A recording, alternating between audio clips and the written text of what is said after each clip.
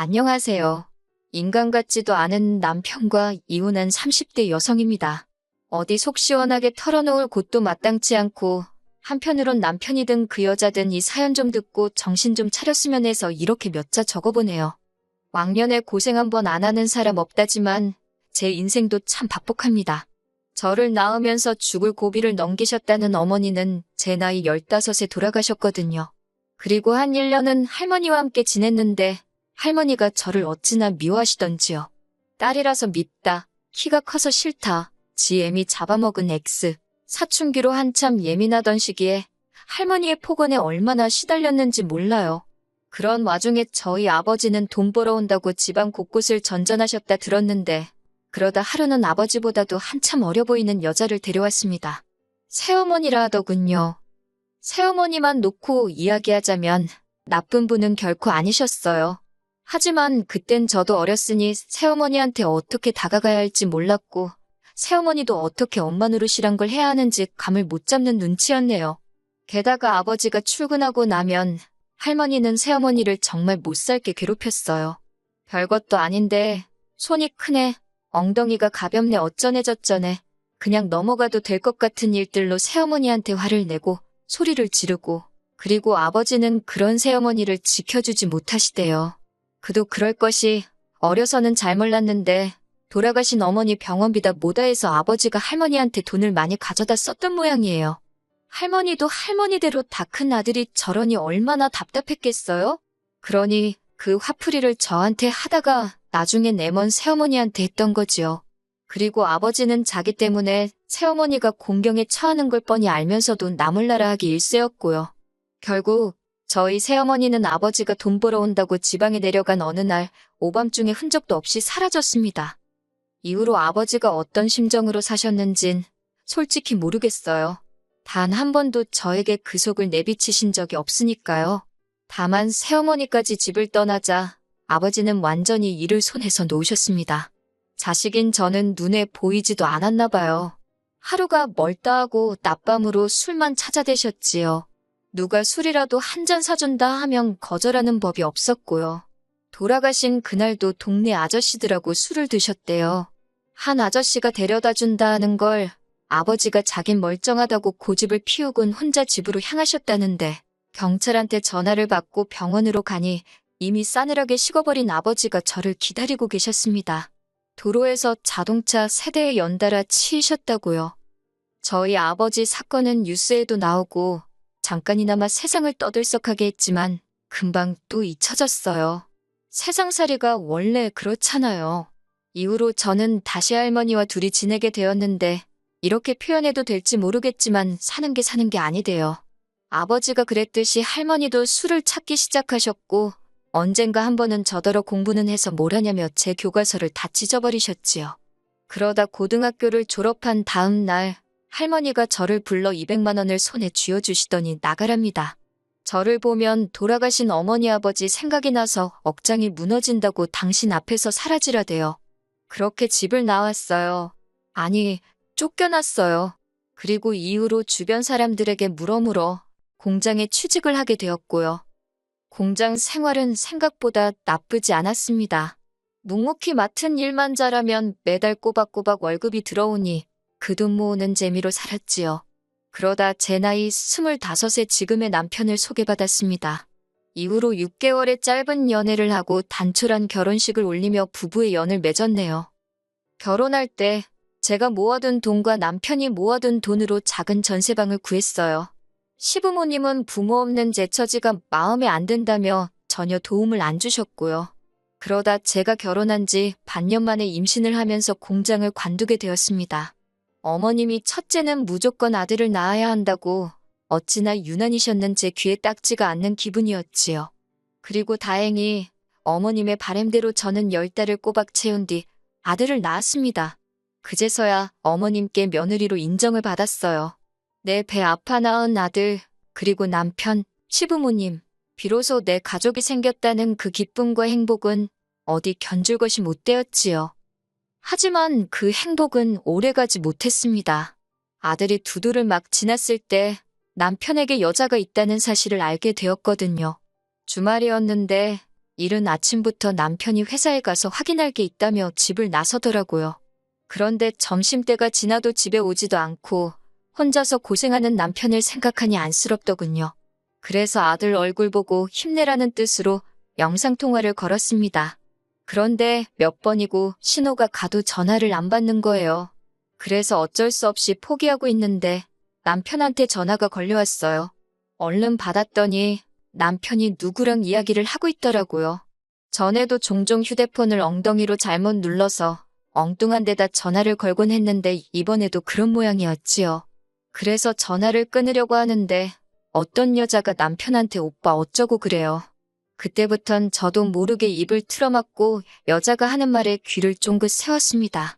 30초 남짓의 짧은 대화였지만 둘이 어떤 사이인지는 알고도 남을 만큼 저질스러운 대화가 오고 가더군요. 휴대폰을 들고 있던 제 손이 바들바들 떨리고 있었네요. 남편은 그날 늦은 밤이 돼서야 들어왔습니다. 남편에게 데이트는 잘했냐고 물으니 남편이 뜬금없이 그게 무슨 소리냐고 그래요. 그래서 아까 휴대폰으로 당신이 생중계해주지 않았냐 했지요. 그러자 남편이 허겁지겁 자기 휴대폰을 확인하더니 되도 않는 변명을 늘어놓더군요. 영업하느라 만난 거라나 어쩐다나 영업을 몸으로 삶아떼고 하냐고 쏘아붙이니 저더러 하는 말이 집구석에 있는 제가 뭘 알겠냐입니다. 그러면서 저더러 거울 좀 보래요. 일주일 중 하루 쉬는데 너가 남자면 너 같은 여자랑 집구석에 있고 싶겠냐고요. 비참하고 화도 나고 더 속상한 건 이럴 때 전화할 친정도 친구도 없다는 사실이었어요. 그런데 누구한테라도 이야기를 하지 않으면 속이 까맣게 타들어갈 것 같더라고요. 그래서 고민 끝에 같이 공장에서 일하던 언니한테 전화를 걸었습니다. 언니가 제 이야기를 듣더니 잘 살고 있는 줄 알았는데 이게 웬일이냐며 그래도 이혼은 하지 말라대요. 지금 네가 가진 게 뭐가 있냐고 이혼하면 그 XX들만 좋은 일 시키는 거라고요. 그러면서 이참에 저더러 다시 일을 시작하래요. 어쨌든 돈이라도 몇 푼 쥐고 있어야 더 더러운 꼴은 안 볼 거라면서요. 언니 말을 듣다 보니 일리가 있더라고요. 당장 남편을 보면 더럽고 혐오스러울 것 같은데 그간 모은 돈은 이 집구석에 다 묶여있지. 생활비는 타서 쓰니 여윳돈도 없지. 그 생각을 하니 서글픈 거예요. 그래서 바로 언니한테 어디 아는 일자리 없냐 물으니 마침 자기 아는 사람 사무실에서 사람을 구하더라며 자기가 다리를 놔주겠답니다. 공장만큼 돈은 안 주지만 그래도 애 키우면서 하기엔 나쁘지 않을 거라고요. 그렇게 일을 시작했습니다. 남편은 바람핀 걸 걸린 이후로 에라 모르겠다 식으로 더 뻔뻔하게 나오기 시작했어요. 제가 일을 한다고 하니 저 같은 애를 누가 써주냐면서 아주 무시를 하더군요. 너무 모욕적이었지만 정말 갈 곳이 없어서 기댈 곳이 없어서 이를 악물고 그 수모를 견뎠습니다. 아이는 어머님이 맡아주신다 하셔서 거기다 맡겼고 저는 회사 일을 시작했어요. 언니 말대로 월급은 많지 않았지만 그래도 집이 아닌 곳에서 제 할 일이 있다는 그 사실만으로도 큰 위로가 되더군요. 잡생각을 잊기 위해 일을 정말 열심히 했어요. 사장마저 저한테 적당히 하라고 할 정도로 말이에요. 저는 월급을 받으면 70%를 주식에 부었습니다. 위험한 게임이라고 생각했지만 이렇게 하지 않고는 돈을 불릴 방법이 안 보이더라고요. 그리고 마침 사장이 제가 주식에 관심을 보이니 자기도 주식 투자를 하고 있다며 이리저리 도움을 주었어요. 이후로 어느 정도 그렇게 제 손에 목돈이 생기니 자신감도 생기대요. 남편이 바람을 피든 말든 무관심해지더라고요. 저 인간 없다고 내가 못 살 것도 아니다 싶었달까요. 그렇게 한 2년쯤 지났습니다. 아들은 어느덧 유치원생이 되었고 저도 회사에서 완전히 자리를 잡은 상황이었지요. 하지만 남편에게는 계속해서 근근히 계약직을 유지하고 있다는 식으로 이야기를 했어요. 혹시나 저한테 돈이 있는 걸 알면 어떻게든 뺏으려 들진 않을까 걱정이 되었거든요. 그리고 여자의 눈이 멀어서 그런 건지 제 말을 그냥 고지고대로 믿대요. 아니, 어쩌면 그냥 관심이 없었던 걸 수도 있고요. 솔직히 말하자면 가정은 지키고 싶었어요. 남편이 미워서 정말 죽기를 바란 적도 있었지만 그래도 아들을 위해서 이혼만은 안 하고 싶었지요. 어머님 아버님과는 원만하게 지내고 있었으니 남편만 제자리를 찾으면 될 것 같았거든요. 그래서 내가 좀 잘해볼까? 그러면 저 사람 마음이 돌아올까? 그런 바보 같은 생각도 몇 번을 했었고요. 하지만 결국 저희 아들의 초등학교 입학을 앞두고 남편이 저한테 이혼하자고 하대요. 이대로는 더 못 살겠다고. 그리고 그 여자가 임신을 했답니다. 저더러 그 애를 키워줄 거 아니면 이제 그만 자기를 놔달래요. 그런 소리까지 들은 마당에 껍데기만 잡고 살면 뭐하나 싶대요. 그래서 그러자 했어요. 그리고는 남편더러 대신 이 전세집 보증금은 전부 내가 갚겠다. 아들은 데려가라 했습니다. 변명같이 들리겠지만 저 혼자서 아들을 잘 키울 자신이 없었거든요. 그나마 어머님 아버님도 손자인 아들한테는 껌뻑 죽고 남편도 아들한테는 자상하고 좋은 아빠였으니 엄마인 저랑 단둘이 있는 것보단 낫겠다 싶어서 내린 결정이었네요.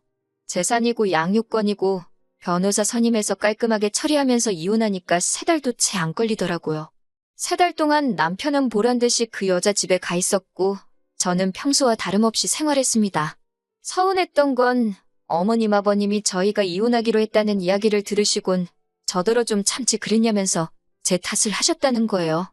말이라도 아들 그렇게 키워서 미안하다 그런 소린 안 하시더군요. 남자가 원래 한두 번 정도는 한눈을 팔고 그럴 수도 있는 거라고 내버려두면 알아서 제자리를 찾는데 제가 일을 크게 만든 거래요. 그런 말을 듣고 있으니 역시나 팔은 안으로 굽는구나 싶고 한편으론 내 편 들어주는 친정이 없다는 게 서럽더군요. 한편 회사에다가는 사실 이혼 이야기를 하는 게 맞는 건지 어떻게 해야 하는 건지 잘 모르겠대요. 그런데 공장 언니가 귀띔을 해준 건지 저를 뽑아준 사람하고 사장이 먼저 아는 체를 해왔어요. 기분이 나빴다기보다는 큰 숙제 하나를 누가 대신 해결해준 것 같아서 후련했네요. 그리고 이후로 그럭저럭 잘 지냈습니다. 아들이 보고 싶어서 밤새 눈물로 지샌 날도 있었지만 마음을 독하게 먹고 버텼지요. 그게 아들을 위한 길이라고 생각했으니까요. 어느 정도 정리가 되면서 저는 전세 보증금의 그간 주식으로 모은 돈을 합해 작은 아파트 한 채를 사들였습니다. 시기를 잘 타서 시세보다 저렴하게 대출도 거의 받지 않고 샀지요. 인테리어도 큰돈 들여 했어요. 새로운 집에서 좋은 기운 받아서 잘 살아보자고 몇 번이고 스스로에게 되뇌었지요. 그러다 3달 전 남편으로부터 연락을 받았습니다. 혹시 아들한테 무슨 일이라도 생겼나 싶어서 불이 나게 전화를 받는데 심장이 벌렁벌렁하는 게 느껴지더군요. 그런데 남편이 침통한 목소리로 생각지도 못한 소식을 전했습니다. 어머님이 암으로 입원을 하셨다고요. 그러면서 어머님이 저를 찾으신다고 저더러 와서 어머님 좀 돌봐주면 안 되냐입니다. 그 여자는 지금 배가 불러와서 어머님 병간호는 못한다나요? 그래서 그러면 돈 주고 간병인을 쓰던지 하면 되지. 내가 아직도 네 마누라로 보이냐고 정신 차리라고 소리를 질렀네요. 하지만 인간이 말귀를 못 알아들어 처먹은 건지 또 연락을 해왔어요. 전 솔직히 시어머니가 돌아가시기라도 한 줄 알았습니다. 그런데 전화를 받으니 대뜸 악을 쓰대요. 그 소리가 어찌나 크던지 고막이 다 찢어지는 줄 알았다니까요. 남편이 대뜸 저더러 저 때문에 그 여자가 유산을 했답니다. 밑도 끝도 없는 남편의 말에 황당해서 그게 무슨 소리냐니가 제가 어머님 병간호를 안 해줘서 그 여자가 병간호를 했다나요? 어이가 없어서 간병인을 쓰면 되지. 그걸 왜 임산부를 시켰냐고 쏘아붙였지요. 그랬더니 그 여자가 어머님한테 잘 보이고 싶다면서 자진해서 한다고 했대요. 더 어이가 없었지요. 지가 한 걸 왜 나한테 날린가 싶어서. 그런데 어머님이 자꾸 그 여자 하는 것마다 저랑 비교를 하셨나 봐요. 그 여자가 스트레스 받는다고 몇 번을 이야기하더니 결국 출산을 한 달도 안 남기고 애를 잃었다고요. 듣고 있으니 그 여자도 어지간히 멍청하네 싶으면서도 그게 왜 내 탓이라는 건지 점점 화가 나는 거예요. 결국 열받아서 이게 다 당신이 남한테 피해주고 살아서 주변 사람들이 벌받는 거라 했습니다. 네가 남의 가슴에 못 박은 거 지금 돌려받는 거라고 다 네 업보 때문이라고요. 그러면서 애 하나로 끝날 것 같냐고 지금 생각해보면 꽤나 잔인한 말을 퍼부었던 것 같아요. 솔직히 제가 남편 뺨을 울려치거나 그런 건 아니지만 정말 신이 있구나 싶어서 무섭기도 하고 남편이 처한 상황이 고소하기도 하고 그래요. 카르마라는 게 정말 있기는 한가 봅니다. 아, 그리고 이런 와중에 속 편한 소리 같지만 저는 회사 사장님하고 조금씩 서로를 알아가 보기로 했어요. 그리고 아들에 대한 친권과 양육권을 되찾아오기 위해 변호사도 선임했고요. 하루빨리 모든 게 정리가 돼서 제 인생에도 따뜻한 봄날이 찾아오면 좋겠습니다.